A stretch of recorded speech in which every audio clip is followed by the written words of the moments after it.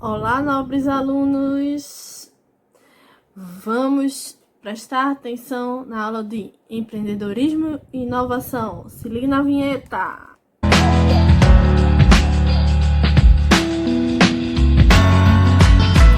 Oi, pessoal! Alunos TDS, primeiro TDS, empreendedorismo e inovação da ET Wilson Campos. Vamos à nossa aula?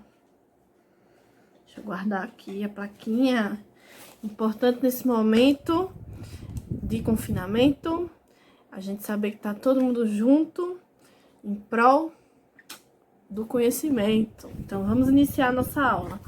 O tema de hoje é: devo ter sócios? Esse é um questionamento muito importante que você empreendedor, você empresário, você tem que ter.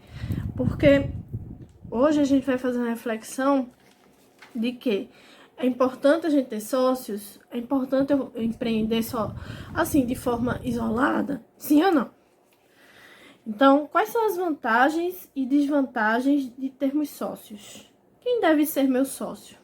Né? Isso é importante para a gente estudar muito bem a quem a gente vai confiar, a nossa empresa também, né?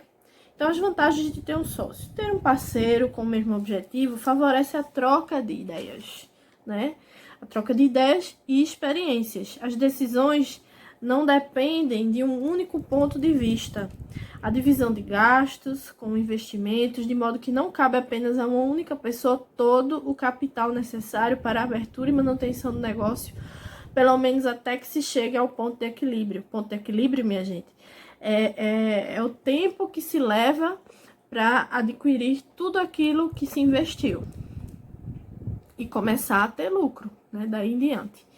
Então, as desvantagens são próximas às vantagens apresentadas. Então, nem todas as pessoas gostam de compartilhar diferentes pontos de vista. Algumas pessoas querem que o seu ponto de vista prevaleça, a sua opinião no processo de tomar decisões. Tem pessoas que elas se sentem melhor trabalhando só. E tem pessoas que realmente desenvolvem um trabalho mais produtivo com outras pessoas. Então, a sociedade tem esses aspectos que a pessoa tem que levar em consideração.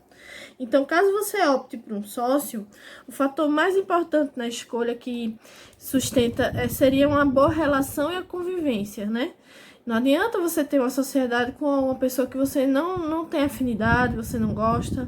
Então, a base de valores comuns entre os sócios, e não é apenas uma questão financeira, mas é uma questão de troca de ideias e experiências. Não é obrigado você pensar igual, mas de forma sincronizada, onde vocês possam alcançar os objetivos, né?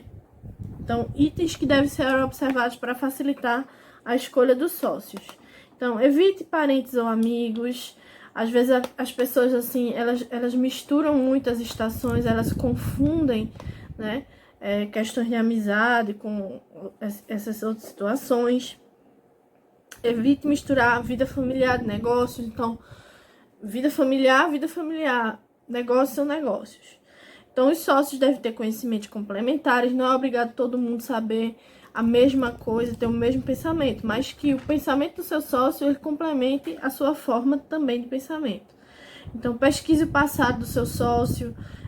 Não invista o seu tempo e o seu dinheiro em pessoas que você conhece, assim, de longe. Não, você tem que realmente ter a confiança necessária, a credibilidade necessária, aquela pessoa passar a credibilidade e realmente a confiança que o seu dinheiro e o seu respeito merece. Então, faça um contrato, né, de apoio, nada de boca, sempre tudo por escrito, tudo certinho, que a gente não tá livre de golpes. Tem pessoas que você acha, poxa, fulano aparentava ser tão correto, mas hoje em dia, realmente, a gente não tem como saber, as pessoas não têm o caráter, né, definido e escrito assim tão facilmente. Então, mantenha as contas da empresa separadas das contas pessoais, nada de misturar nas estações, né? Os desentendimentos, eles devem ser sanados rapidamente. Então, você tem que ter um profissional, um sócio, que tenha maturidade suficiente para saber dividir as situações. Preserve a individualidade, não force uma amizade. Então, assim, seu sócio é seu sócio, ele não é obrigado a ser seu amigo pessoal, não. Então, mantenha um bom relacionamento profissional e saiba que nem todo sócio deve ser um amigo, mas uma pessoa leal, uma pessoa de confiança, né? Então, os empreendedores muitas vezes não ficam atentos a esses pequenos detalhes que fazem toda a diferença no sucesso de um negócio. E por fim, além de não conseguirem manter suas atividades empreendedoras, ainda criam problemas de relacionamento com as outras pessoas. Então, são coisas pequenas que você tem que observar antes de chamar determinada pessoa para ser seu sócio, né? Às vezes, assim, uma pergunta que você faz inicialmente vai, tipo, salvar você de uma dor de cabeça gigantesca. Então, outro ponto, além da questão da escolha dos sócios. Será que você ter uma empresa familiar compensa? Vale a pena você formar uma empresa 100% familiar? Aí fica a questão. Então, a empresa familiar, o que seria uma empresa familiar? Ela é, como o próprio nome diz, constituída por membros de uma mesma família, podendo ser formada pelo marido, pela esposa, pelos filhos, pelos primos, qualquer outro parente que se une para empreender um negócio e ter ganhos financeiros. Algumas das vantagens das empresas familiares são: então, pessoas unidas com o mesmo foco, contar com pessoas de confiança, estrutura administrativa geralmente é enxuta, porque uma pessoa às vezes desempenha diversos papéis, o grupo unido pelo respeito ao fundador, apresentam sensibilidade com relação ao bem-estar dos empregados da comunidade próxima. Os pontos fracos que podem afetar diretamente o resultado da empresa: falta de planejamento de médio e longo prazo. As pessoas vão fazendo as coisas tudo na intuição. Ah, porque fulano faz assim, eu vou fazer assim também. Não há separação financeira das despesas e receitas da empresa com a da família. Então, misturar as contas nunca dá certo, minha gente. Então, sempre dividir. Conta da empresa, conta familiar. Ausência de um plano sucessório para o fundador. Ou seja, nunca se pensa em quem é que vai realmente exercer a atividade pelo mérito, né? Tem que ter uma preparação, né? Porque fulaninho é filho de Beltraninho, naturalmente ele vai assumir a empresa. Não, ele tem que ter responsabilidade com relação a essa empresa. A ausência de um plano sucessório, falei.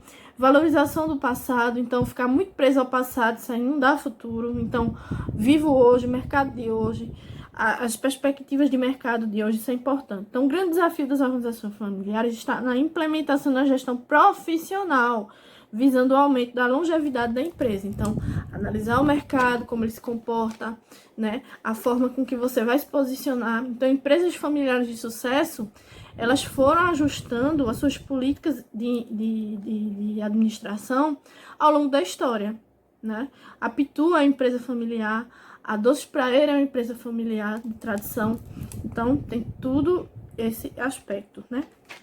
Promover a melhora da administração requer um trabalho de longo prazo e bem conduzida, pois nesse processo é comum haver conflitos familiares que podem colocar a vida da organização em perigo, né? Esse ninguém de família, isso nunca dá certo, né? Tem que ter o profissionalismo em primeiro lugar. Tendo em vista os diferentes interesses individuais sobre o negócio que geram um interesse coletivo, alguns autores apontam que uma das alternativas para melhorar a gestão da empresa familiar é investir em implantação de uma governança visando separar os interesses dos indivíduos das necessidades da organização. As famílias que trabalham em uma empresa devem ter salários iguais aos dos demais funcionários, colaboradores. Então, não é o fato de você ter uma empresa familiar que você vai, uma mesma pessoa desempenhando uma mesma atividade, só porque ele é seu primo, seu sobrinho, seu afilhado, enfim, ele tem um salário melhor do que uma pessoa que não é consanguínea sua e que desempenha o trabalho dela da melhor forma possível. Então, a palavra-chave de toda e qualquer empresa familiar é o comprometimento, profissionalismo, análise de mercado de forma séria e correta. Então, meu muito obrigado, um beijo super especial e a aula, espero que vocês tenham gostado. Curtam, compartilhem, ativem as notificações para vocês receberem quando vocês chegar novo material, vocês estarem a par, certo? E se inscrevam no canal, viu?